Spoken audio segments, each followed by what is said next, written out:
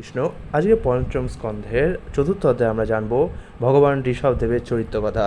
এই অধ্যায়ে মহারাজ নাভির পুত্র ঋষভদেবের চরিত্র বর্ণিত হয়েছে। ঋষভদেব শতপুত্রের পিতা ছিলেন এবং তার রাজত্বকালে পৃথিবী সর্বতোভাবে সুখী ছিল। মহারাজ নাভির পুত্ররূপে ঋষভদেব যখন আবির্ভূত হন তখন মানুষ তাকে সেই সময়কার সবচাইতে মহান এবং সবচাইতে সুন্দর পুরুষ বলে মনে করেছিলেন। তার অঙ্গ সৌষ্ঠব, প্রভাব, শক্তি, উৎসাহ, কান্তি এবং অন্যান্য দিব্য গুণাবলী অতুলনীয় ছিল। ঋষভ শব্দটির অর্থ হচ্ছে সর্বশ্রেষ্ঠ বা পরম। মহারাজ নাভি তার পুত্রের অতুলনীয় গুণাবলী দর্শন করে তাকে ঋষভ নাম দিয়েছিলেন। চলুন আমরা শুনতে থাকি তার কথা। শ্রী সুখদেব গোস্বামী বললেন, নাভির পুত্ররূপে ভগবান যখন জন্মগ্রহণ করেছিলেন তখন তার পদতলে ধ্বজ, বজ্র ইত্যাদি ভগবানের চিহ্নসমূহ প্রকাশিত হয়েছিল। তিনি ছিলেন সর্বভূতে সমদর্শী, শান্ত, জিতেন্দ্রিয়, ঐশ্বর্য সমন্বিত এবং বিষয় বিতৃষ্ণ। এই সমস্ত গুণাবলীতে বিভূষিত হয়ে নাভিনন্দন প্রতিদিন বর্ধিত হতে লাগলেন। তাই প্রজাবর্গ, ব্রাহ্মণগণ, দেবতাগণ এবং আমাত্যেরা সকলেই অভিলাষ করেছিলেন যে ঋষভদেব যেন পৃথিবী শাসনে প্রবৃত্ত হন। মহারাজ নাভির পুত্র যখন প্রকট হয়েছিলেন তখন তার মধ্যে কবিকুলের বর্ণিত সমস্ত উত্তম গুণ যথা ভগবত লক্ষণ সমন্বিত সুগঠিত দেহ, তেজ, বীর্য, সৌন্দর্য, কীর্তি, প্রভাব এবং উৎসাহ দেখা গিয়েছিল।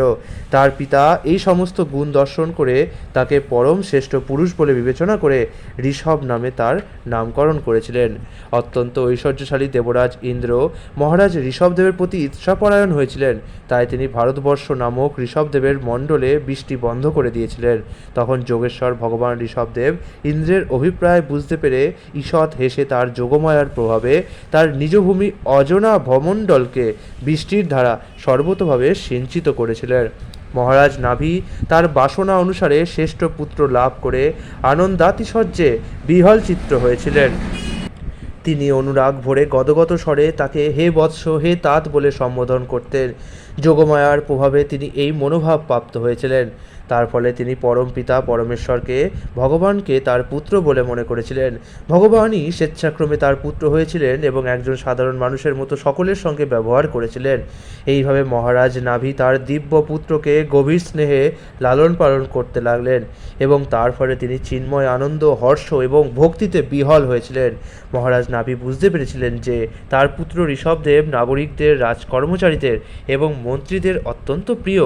তার পুত্রের এই জনপ্রিয়তা দর্শন করে বৈদিক ধর্ম অনুসারে প্রজা পালন করার জন্য তাকে সারা পৃথিবীর সম্রাট রূপে অভিষিক্ত করেছিলেন।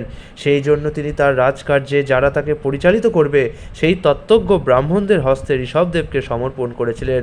তারপর মহারাজ নাভি তার পত্নী মেরুদেবী সহ বদ্রিকাশ্রমে গিয়েছিলেন এবং অত্যন্ত প্রসন্নতা এবং নিপুণতা সহকারে তিনি তপস্যায় রত হয়েছিলেন।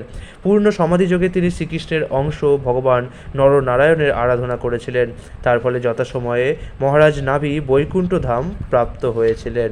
হে মহারাজ পরীক্ষিত, মহারাজ নাভির মহিমা কীর্তন করে প্রাচীন ঋষিরা দুটি শ্লোক রচনা করেছেন।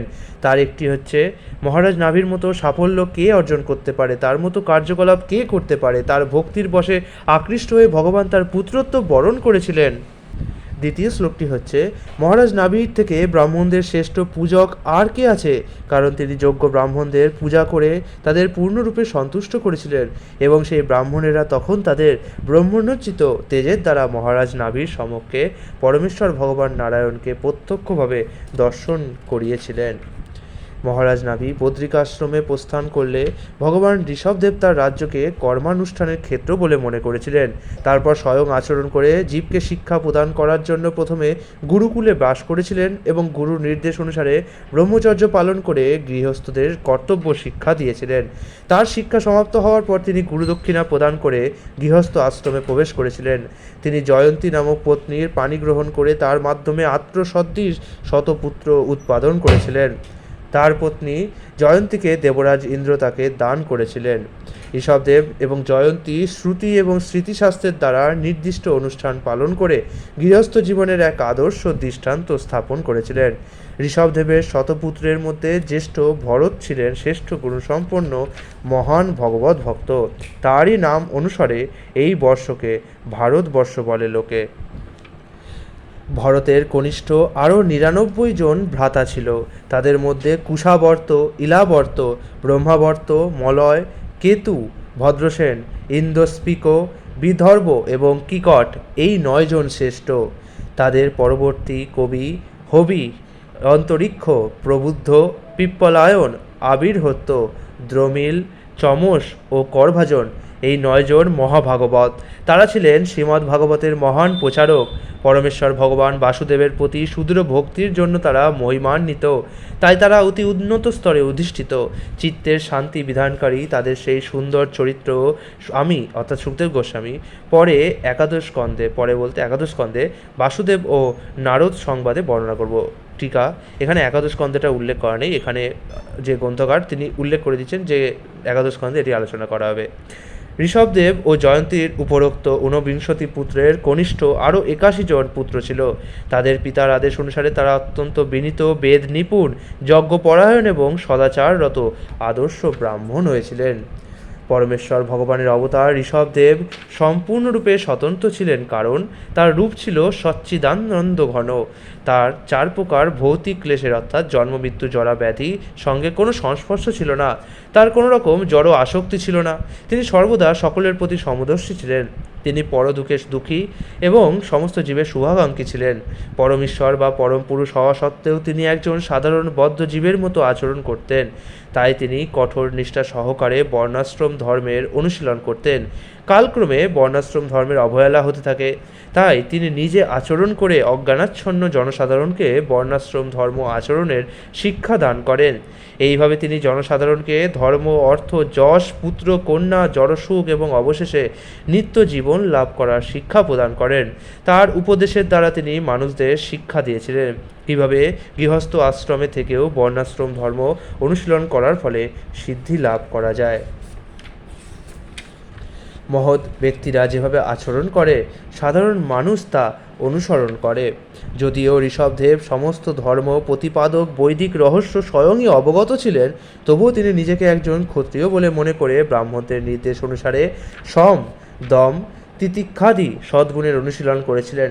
এইভাবে তিনি বর্ণাশ্রম ধর্ম অনুসারে রাজ্য শাসন করেছিলেন, যেই প্রথায় ব্রাহ্মণ ক্ষত্রিয়দের উপদেশ দেন এবং ক্ষত্রিয় শাসক বৈশ্য ও শূদ্রের মাধ্যমে রাজ্য পরিচালনা করে।